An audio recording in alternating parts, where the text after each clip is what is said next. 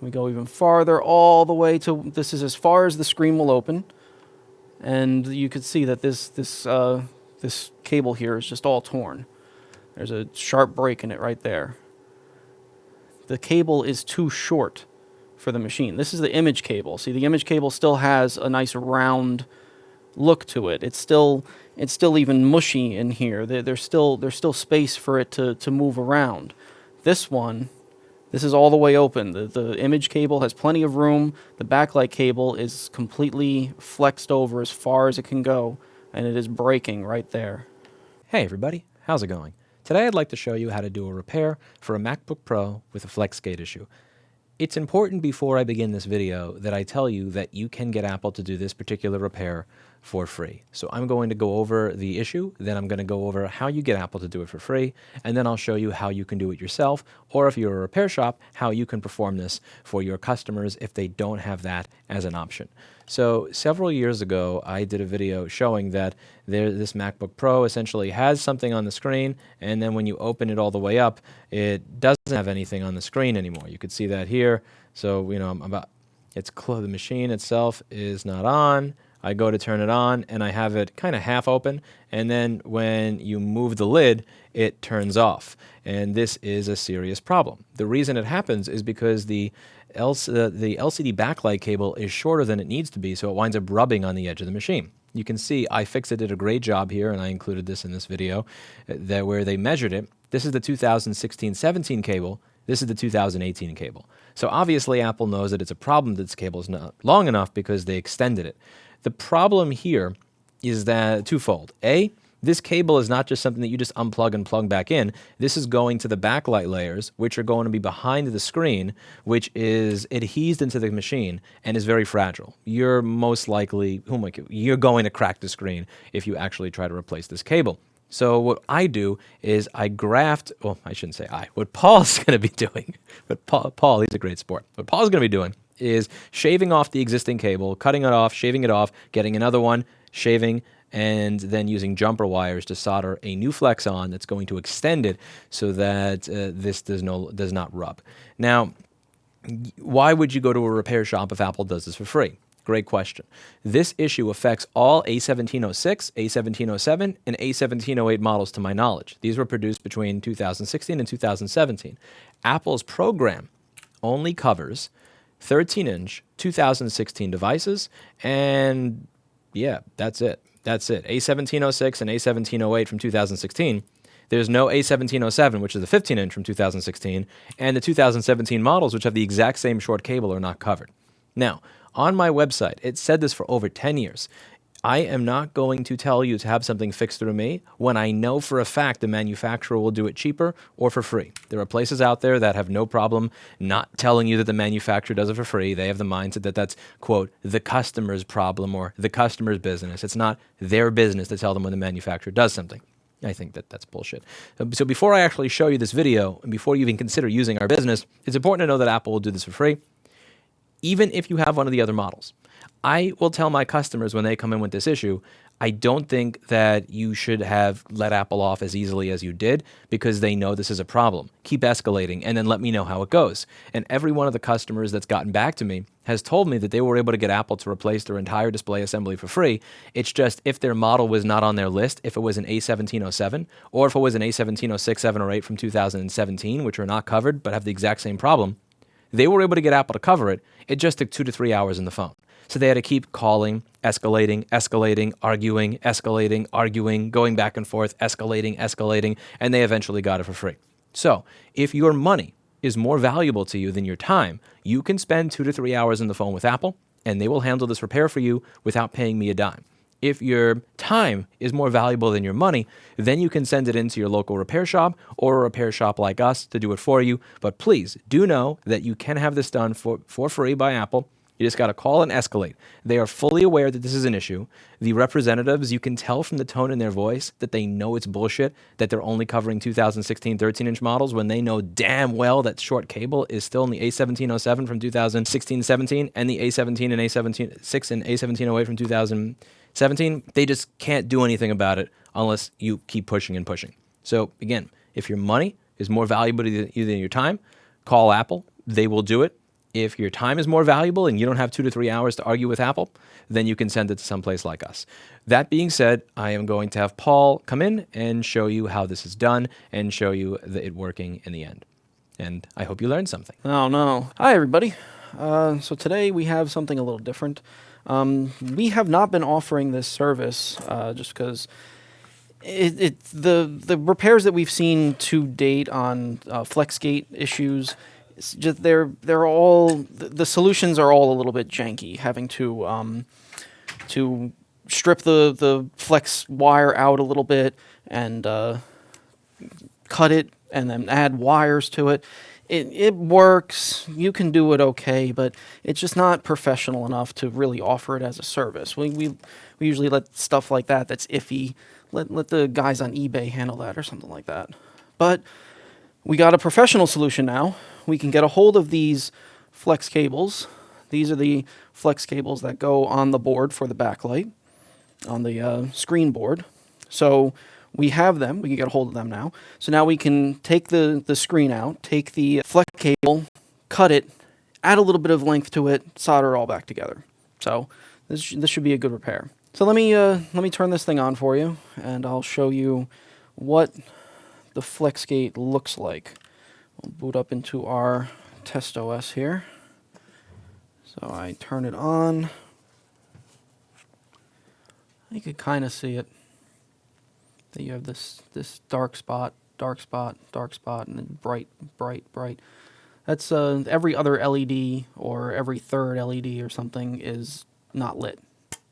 Go ahead and open it up, and I'll show you exactly what causes this failure. Okay, so we got it open. First thing we're going to do is disconnect the battery.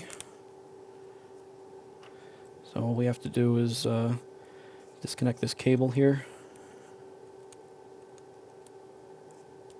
Lift up the tape, disconnect the cable, and that disconnects the battery from the system.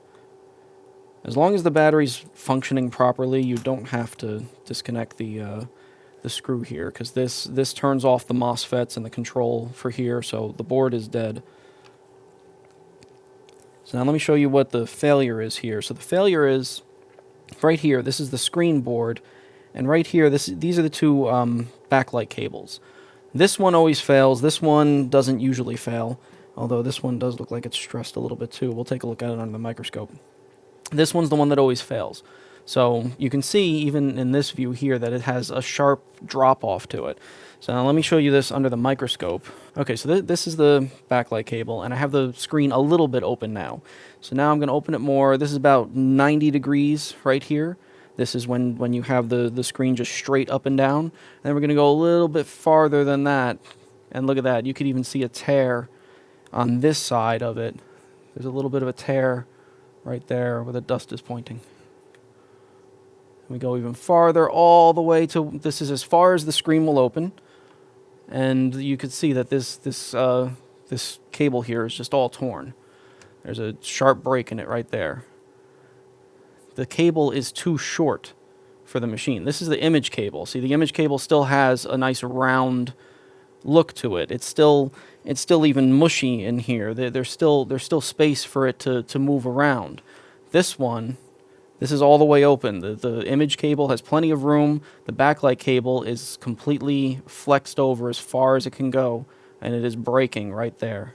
Now let's look at the other one over here. This is the other backlight. This one, I think just the trace structure inside of it is different, where that it's not as stiff, so it doesn't break as easy. It's able to turn more here. But the image one has more than enough room in it. These cables are just too short. This one almost never breaks. It's always this one. And you can see that one's still nice and smooth and round. This one has that sharp break in it. So what we're going to do, we're going to take this screen out of here. We're going to cut this connector off of here a little bit back. And then we are going to solder a new cable onto it. Okay.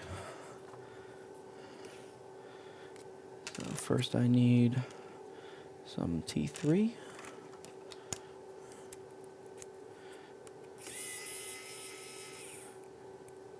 Get the connector to the board out of the way.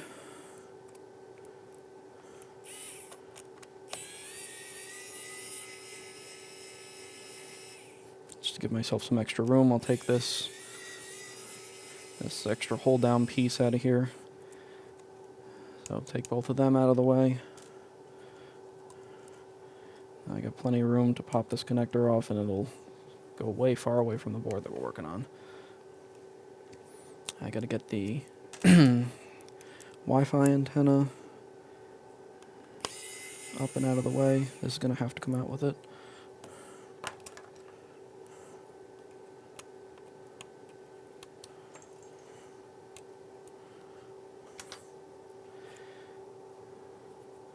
Okay, let's get these hinge covers out of the way.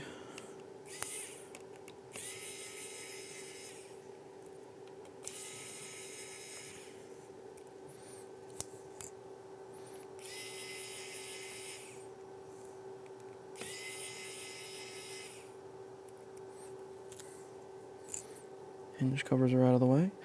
What's next? I gotta take out these screws, these caps. Next, switch back to T5 for these screws.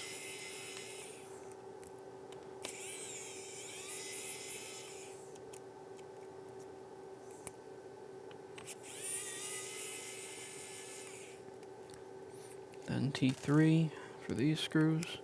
Oops, I forgot one.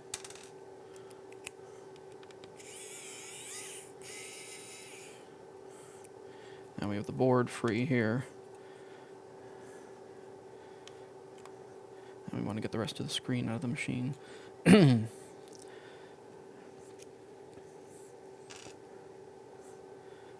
T3 for these little protector shades for the data lines. This is just some kind of fabric that goes in front of the data lines and has a spring that keeps it taut to protect the data. But dust can get behind them and break the data lines too. That causes issues. Okay, those are free. Now I need to take the Wi-Fi antenna out, which is all of these little screws here. And I believe this is the Pentalo 1? Is that what these are? Yeah, this is the same as the iPhone case screws. The two next to the charge port. This is Pentalo number 1. These screws are a real pain in the ass. They're in here tight. They sometimes strip. They sometimes break. You have to give it an instance of down pressure and then turn when you're working on it, so you don't strip any of them out or break any of them. It's a practice motion that anybody that does a lot of electronics learns it. You give it this quick little oof of pressure down as you first turn it. And you can actually hear every single one of these snapping free. Here, let me put the mic near there. I bet you the mic picked that up. Every one of them. The second snap was my thumb.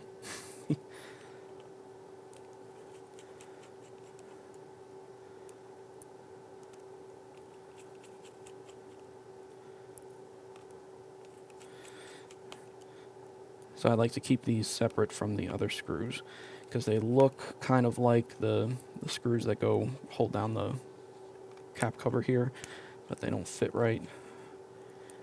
And if I lose the two cap cover screws in there, it's a pain in the ass to try to sort them.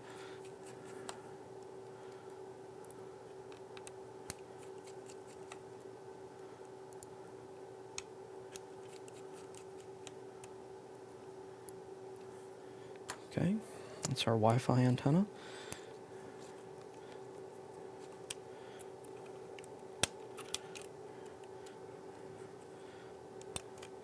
That'll come out. Watch the connectors over here as they come underneath the heatsink. You don't want to rip any of these off. Now we have the screen cable free. Here's the little fabric shutter things, little springs on them to keep them tight. We'll clean all this out when we're done too with a Q-tip. Make sure that there's no dust in here that can cause more damage later. Now the main screws here. So before I do the main screws, I want to open the laptop up. Put it with the laptop screen straight down here. And I'll take the T8 and start taking out the hinge screws. These are usually pretty tight because they have Loctite on them.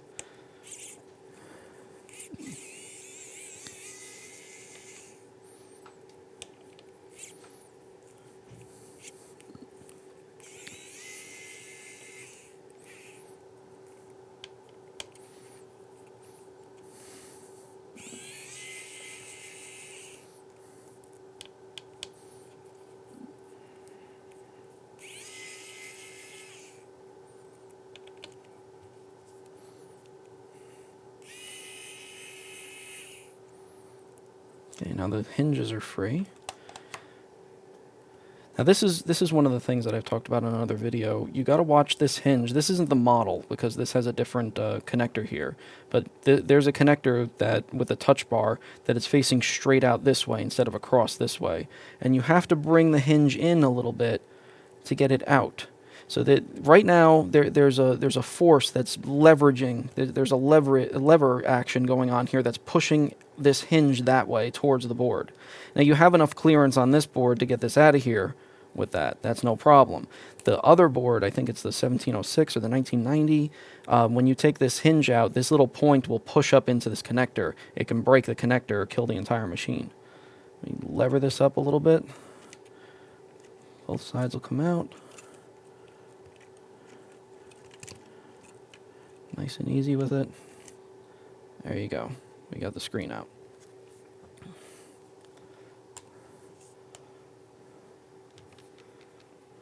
So I'll put the carcass off to the side. Okay, now we're working on just the screen. I need to get Lewis's keyboard a little bit out of the way. Okay. I probably should have taken this apart before I took it out, but we'll do it now. I need to go back to T3, and we'll unscrew these caps. These two are too similar. I'll keep them in there. I know the difference. Usually, when you get screws that are really similar to each other, you like to keep them separate from each other, like those from the other ones from these.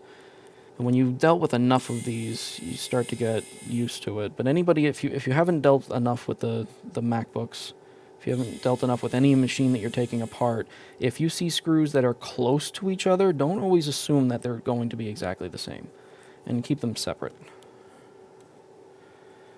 Okay, let's pop the connector off of here. So now this is what we're working on. So we want to take our new wire here. So we can't take we could take the whole screen apart, but that's absolutely insane. But we could take the whole screen apart and just solder this right to the screen, but that's you never get the bezel out or the screen out without breaking it. It's an absolute nut job to do. So we will not be doing that. We will just be replacing this right here. Match this up a little bit. I already have one measured out. How far I should cut this. So let's go by that. Right about there is where I should be cutting this. So get some scissors. Go a little bit farther than that. Cut.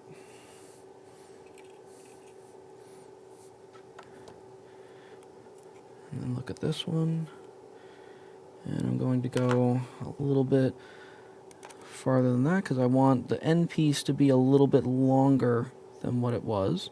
So I'm going to get in here right about there. Wait, okay, I know you're only seeing my forehead, aren't you? Or my back of my head. Yeah, I need to see what you're seeing, so. right about there. There you go. I got it all measured up. And cut.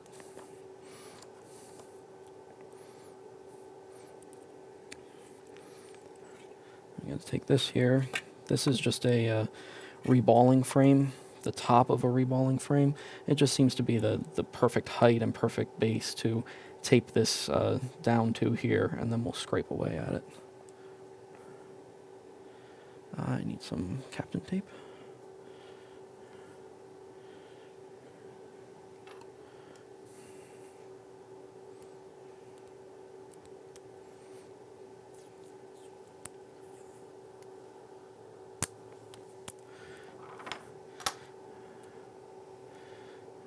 Fold that over that. Need 3 hands for this. Get the Captain tape on there.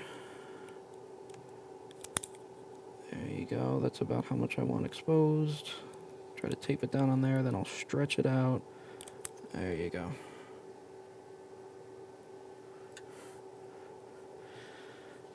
And now the other side too. Let me get these out of here. This is the micro tip I will be using for it. It's a tiny little point.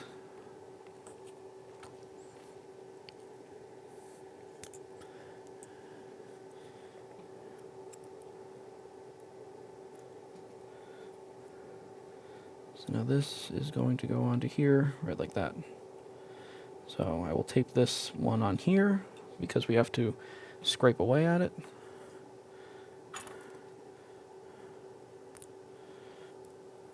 Expose all the traces. So that'll be the next operation. Tape this up to where I want it exposed.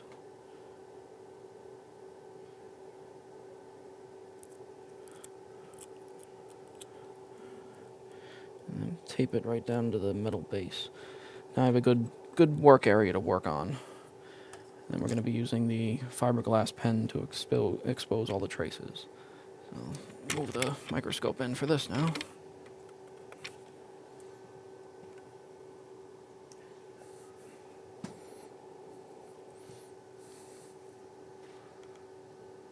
That's a little hot. That's a little dark.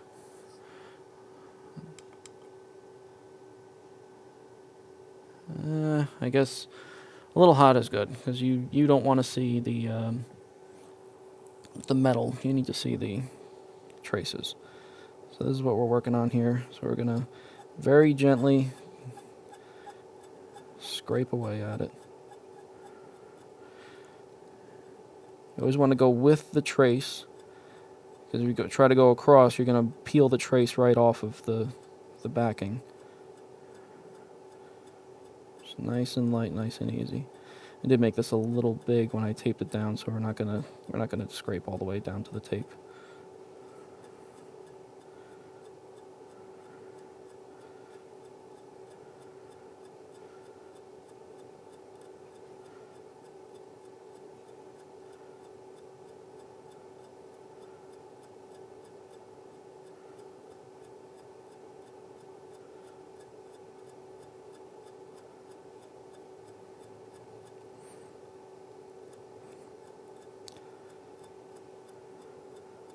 So the big thick traces are going to be for the ground and backlight output, and all the thin traces are for the backlight return. Backlight return is basically the ground for each backlight. And then how the backlight is working is monitored on the backlight return, and how you control the brightness.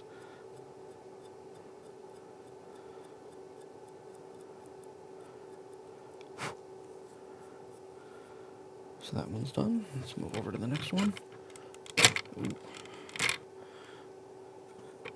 Okay, so this is the important one. That one was not that important because we could always get another one if we had to. This is the one on the screen. This one's important. We can't mess this one up.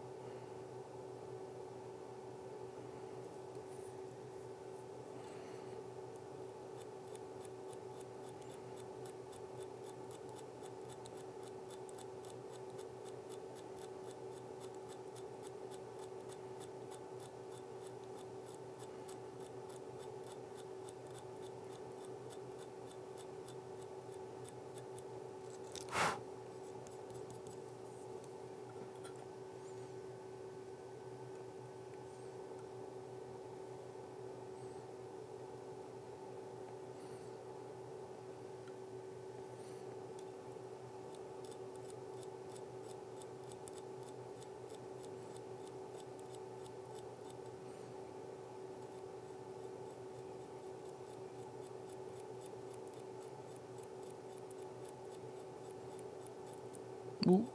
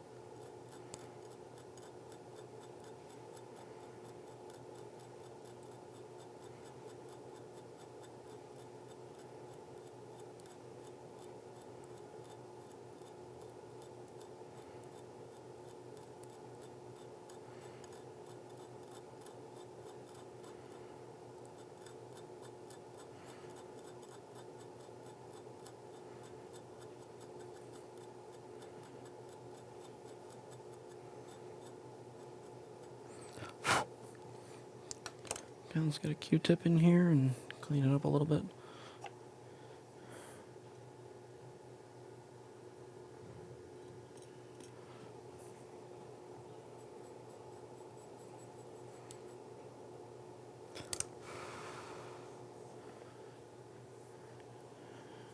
There you go.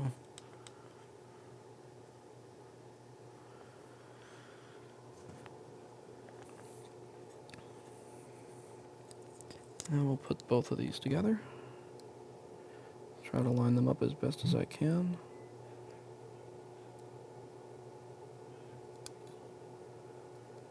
I think I need another piece of Captain tape on this one. It's not staying down.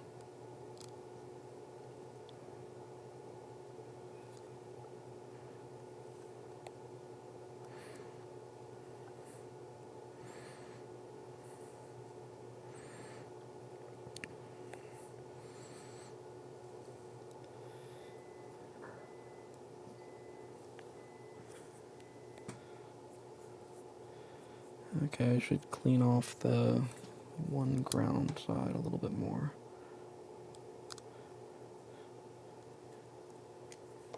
I got a little bit more exposure right here on this. There we go. Just nice light pressure, small strokes. Get a happy little piece of wire there.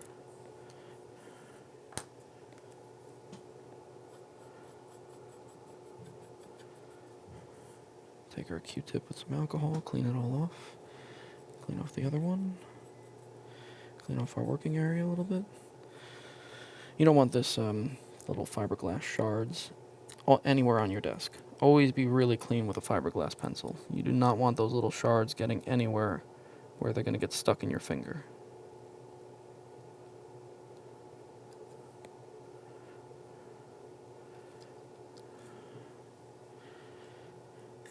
Let me get another piece of tape on that. Hold it down better.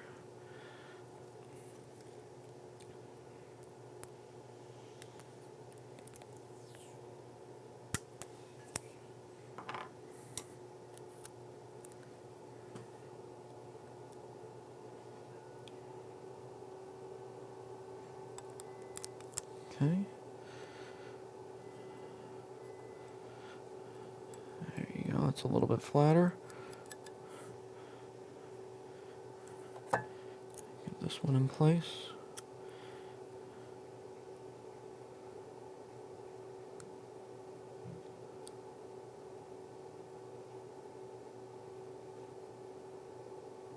There we go.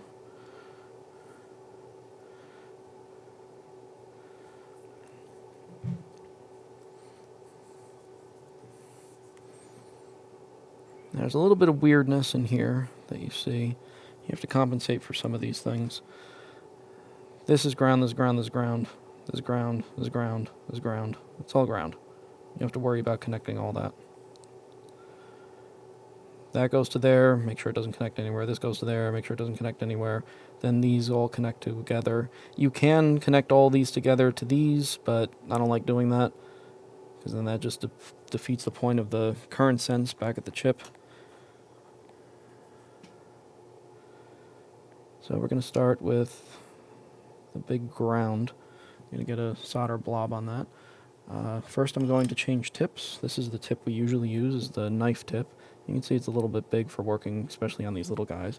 So I'm going to pull that out of there, and I'm going to use this little point tip for working on this today. This is the perfect size for all these little things.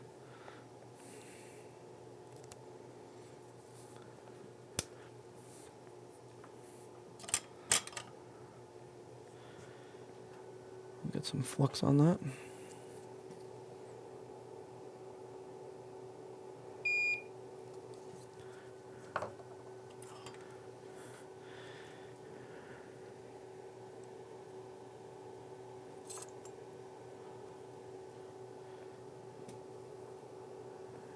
I need some fume extraction.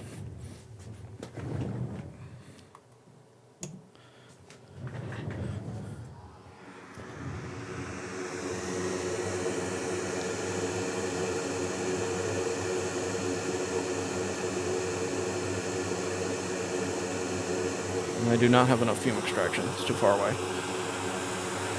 Don't fall, keyboard. Don't fall, keyboard. Okay. Keyboard did not fall. If the keyboard falls while I'm in the middle of this, I'm sorry.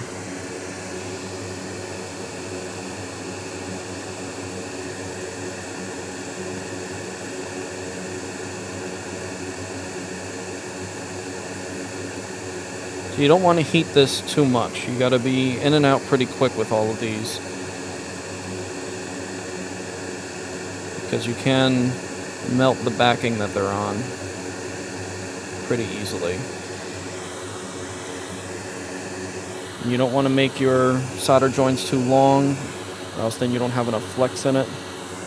And then for these little guys here, we're going to use a piece of uncoated wire. So usually our jumper wires we use are coated, enamel coated wire.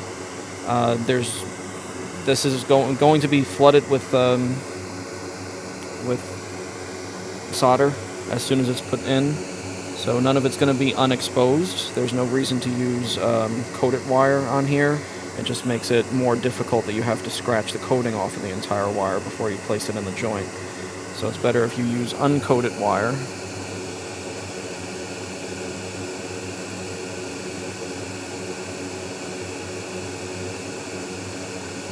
Tin the joint a little bit.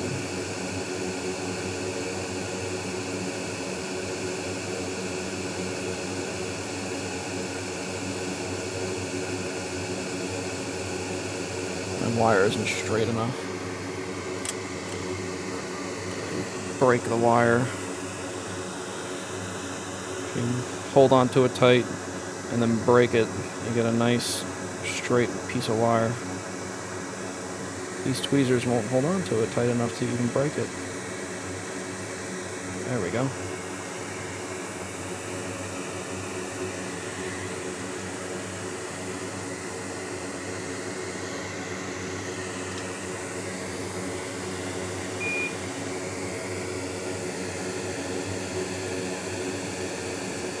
There's a nice straight piece of wire.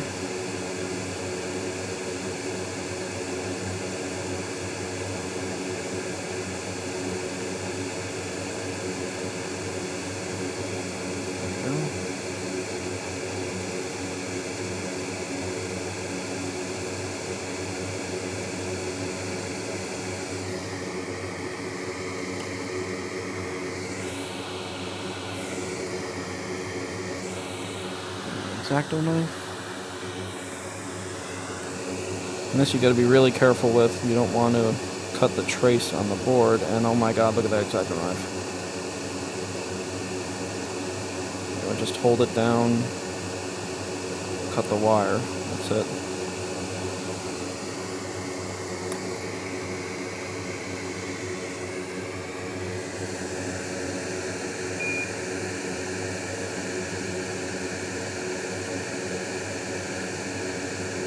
Turn the trace a little bit.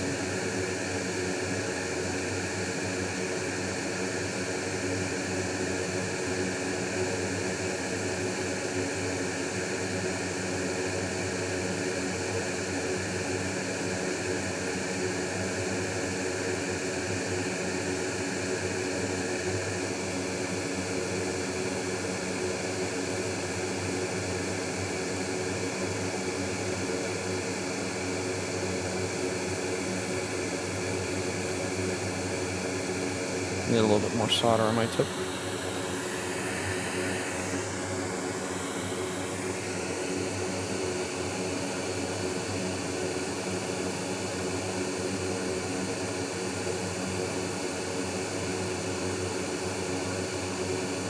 There we go.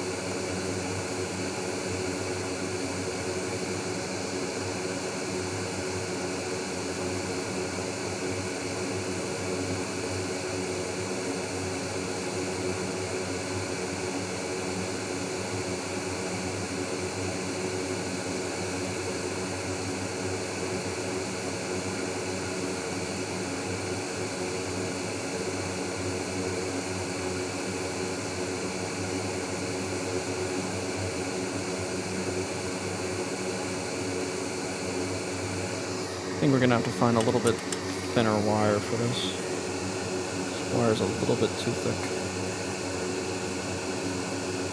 But it'll do.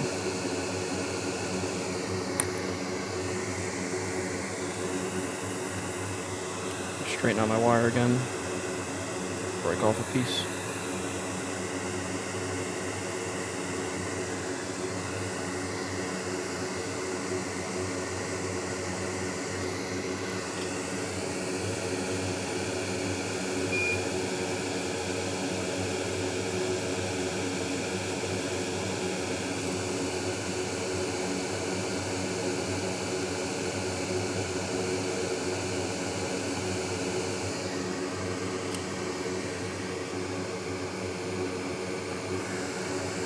It's a little dark on screen, isn't it?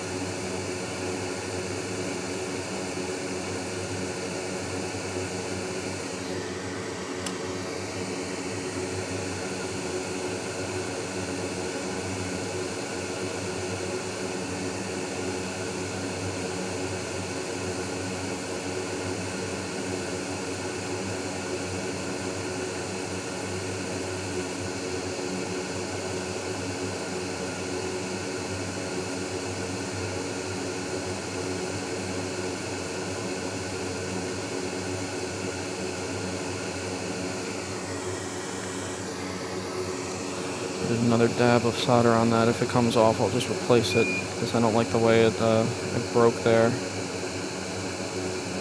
So if it stays, it stays. Yep, if it comes off, just replace it.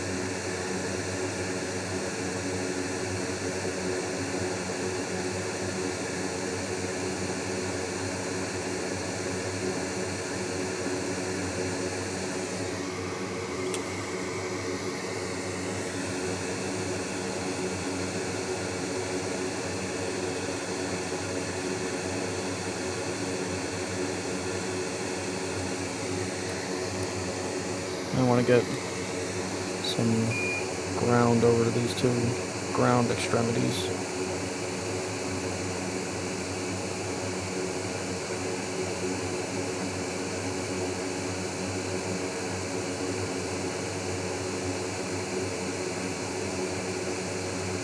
There you go.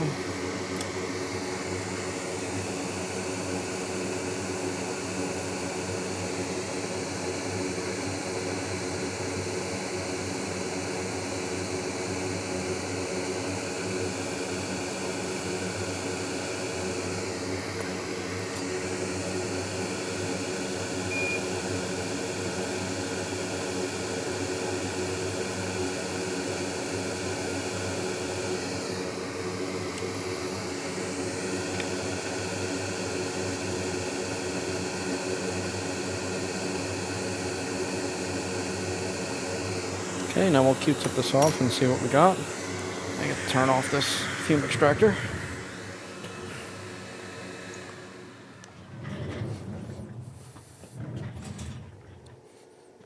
Get some alcohol and a Q-tip. I'm going to be real gentle with this. You don't want to rip up any traces. Because now with the wires on them and a Q-tip, if a stray hair gets caught underneath the wire, it has more leverage to rip up a trace.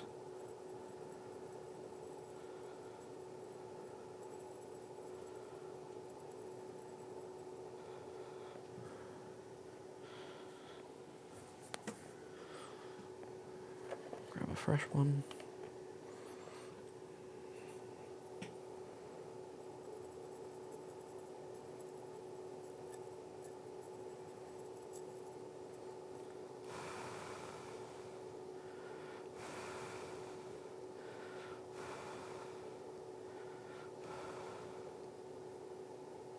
Okay, that looks like that's going to be a good repair. That one wire's up a little high. I want to redo that one.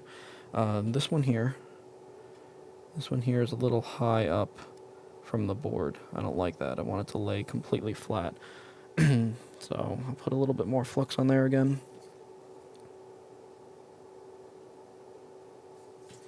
A little dab will do you. I'm going to hold down the wire. I'll use tweezers instead. I'll hold down the wire and then solder the one side. So hopefully my tweezers will wick away the heat from where the tweezers are, so it won't melt the other side, it'll only melt this side. And I didn't turn on the fume extractor. I just won't breathe.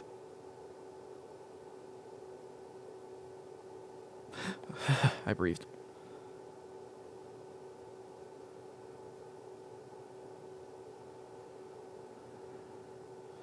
Okay, that looks a little bit neater. So we'll clean it off again.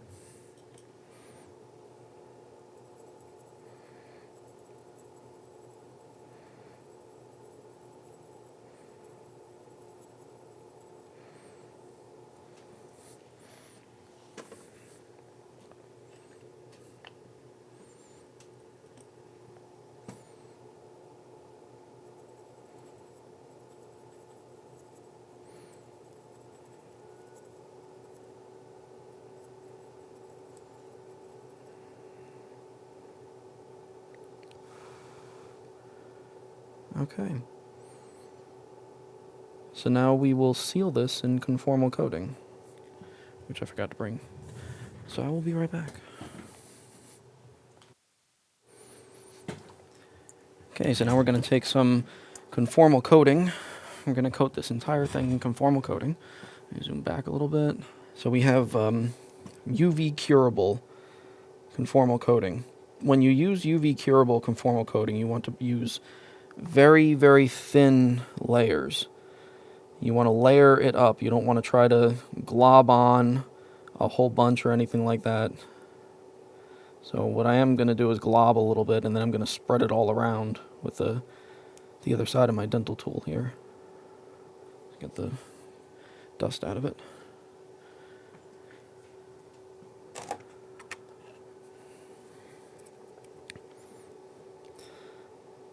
And I will I'll spread it around in a nice, even, thin coating. Because the UV light needs to get to everything to cure it. So if you make it really thick, the UV doesn't penetrate. Whatever radiation, whatever wavelength it's sensitized to, it's not going to get through it to cure the underside. So multiple thin layers, not one globby layer.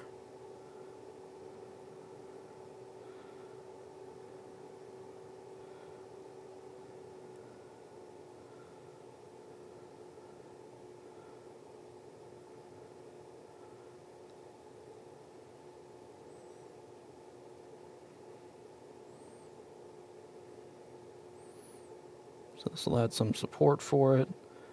It'll add an electrical insulation to everything.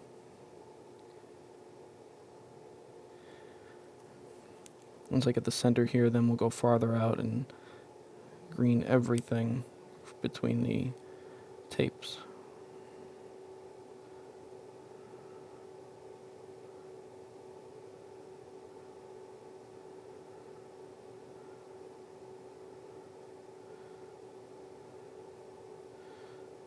Okay, anywhere where it looks thick, drag it out some.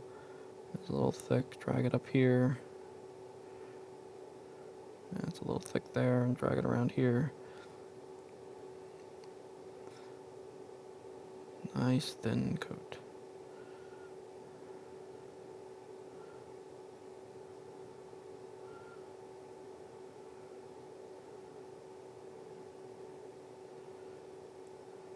I'm going to take my near UV light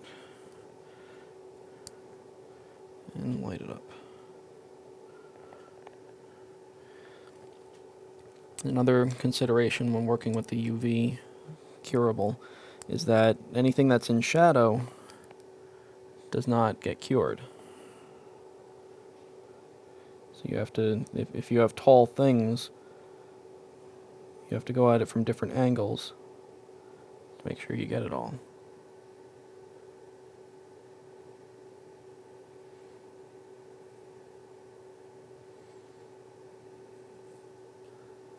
So right now I'm coming in from the right. Kind of see that by the bright reflections. And then I'll move to the center. And I'll move all the way to the left.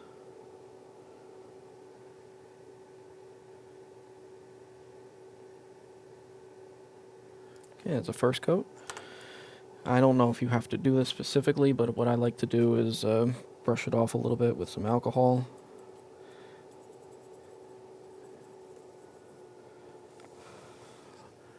And then we'll do the second coat.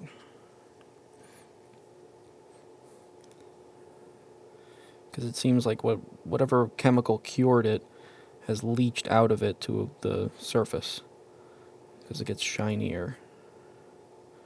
So then I like to Q-tip all that off and start again.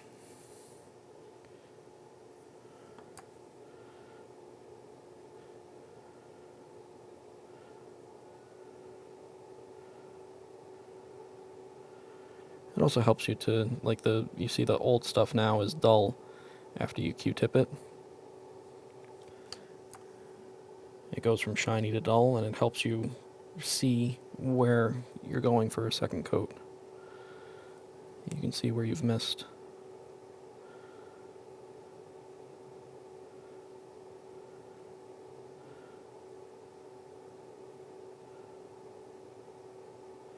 I'll put some more past the tape too when we take the tape off. Just want to cover up all of the exposed traces.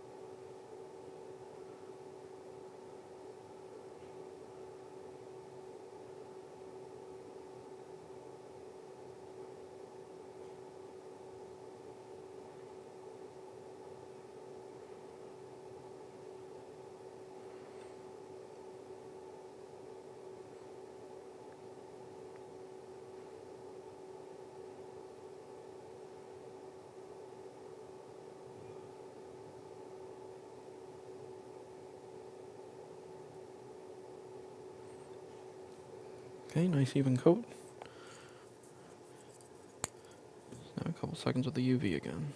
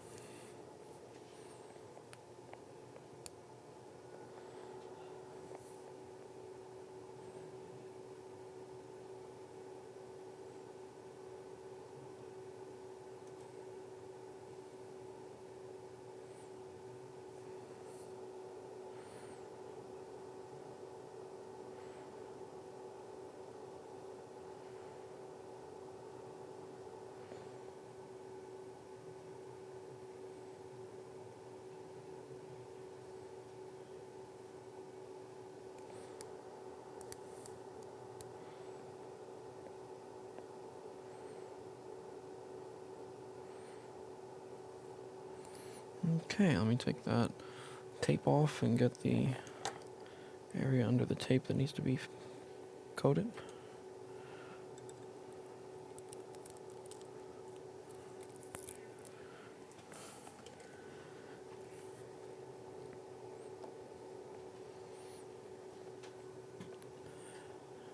Q-tip it off first.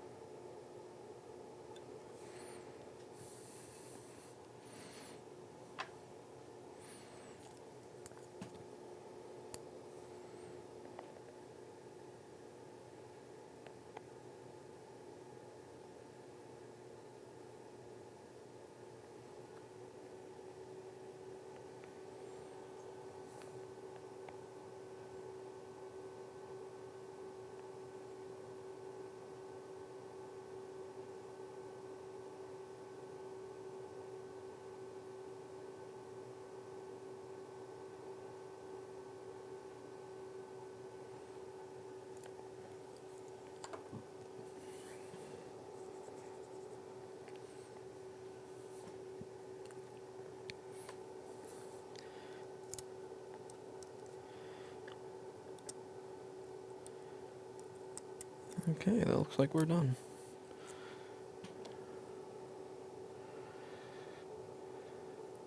I will put one layer of conformal coating on the other side too, just for moral support.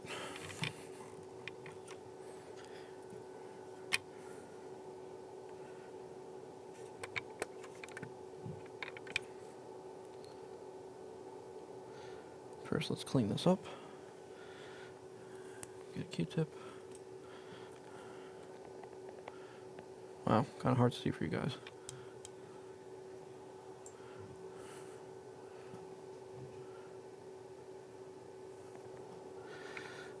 Working with all pieces of black fabric, wire, really hard to see on camera.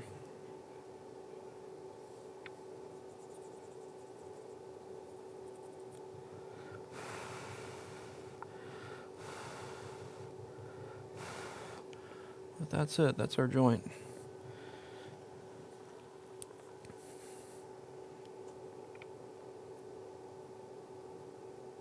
line of conformal coating right through here.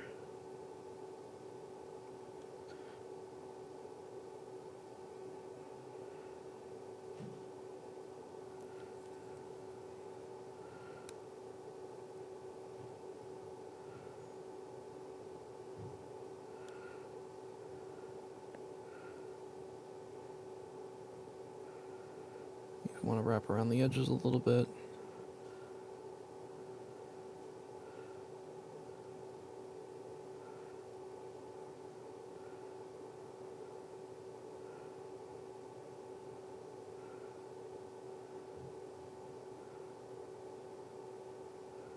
Spread some of this over this way.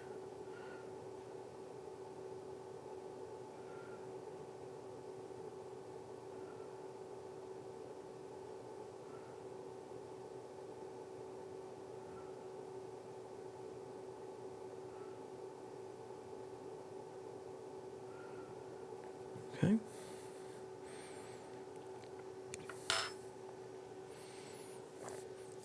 That is really hard to see, it all being black.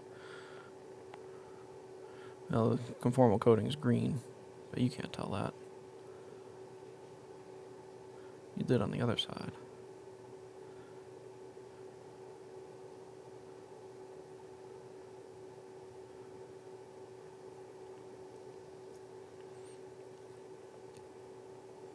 There you go, no exposed edges, nothing to get caught on anything.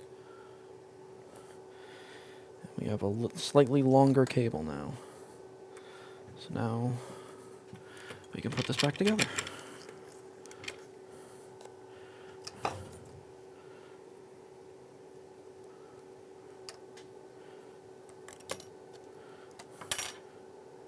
Bad backlight driver.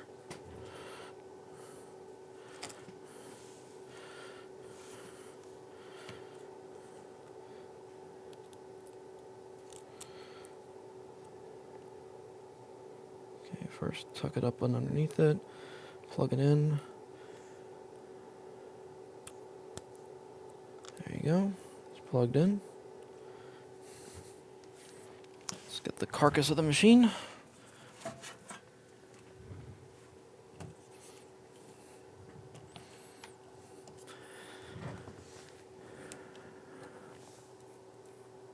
the end hanging over the desk a little bit. Our hinges are already open. Sometimes you have to open these. These hinges are actually really stiff when you try to operate them by finger. So it helps if you take a screwdriver, put it through one of the holes, and now you can open it to where you need to when you're working on it. Just if when you close it, make sure you don't crack the screen, because you're pointing in that way. Make sure you don't break the screen.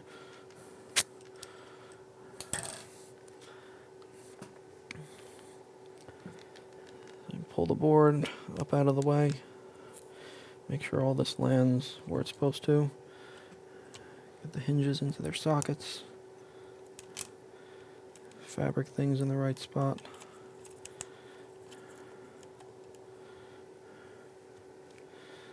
So I'm just going to put down one each of the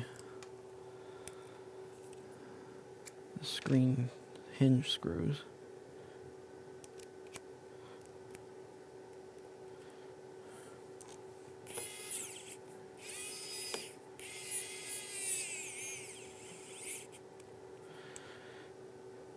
The screen's not aligned or anything yet, so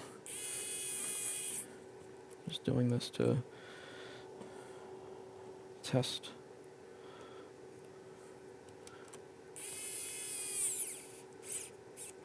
Loctite. There we go.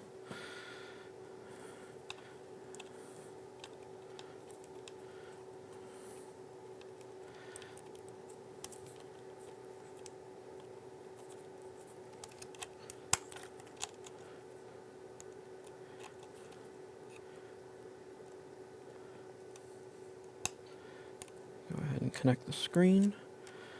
Make sure these springs aren't touching anything they're not supposed to in here.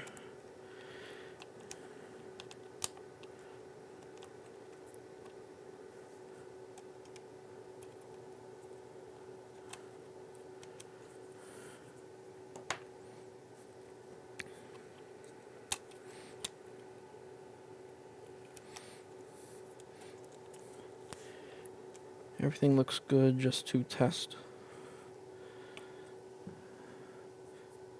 So I will, everything good, nothing laying around, no screws laying around. I will connect the battery, and I will get this to boot into the OS screen, OS picker screen.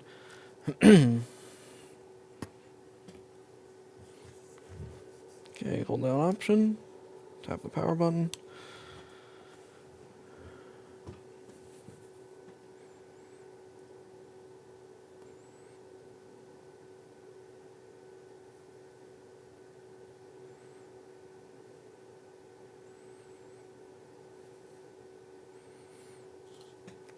Okay, hold down Option, tap the power button.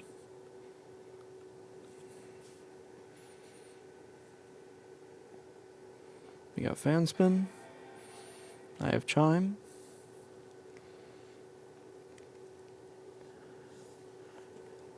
Now, this I didn't show you, I should have, that it would turn off as you open it. So now it's not turning off anymore.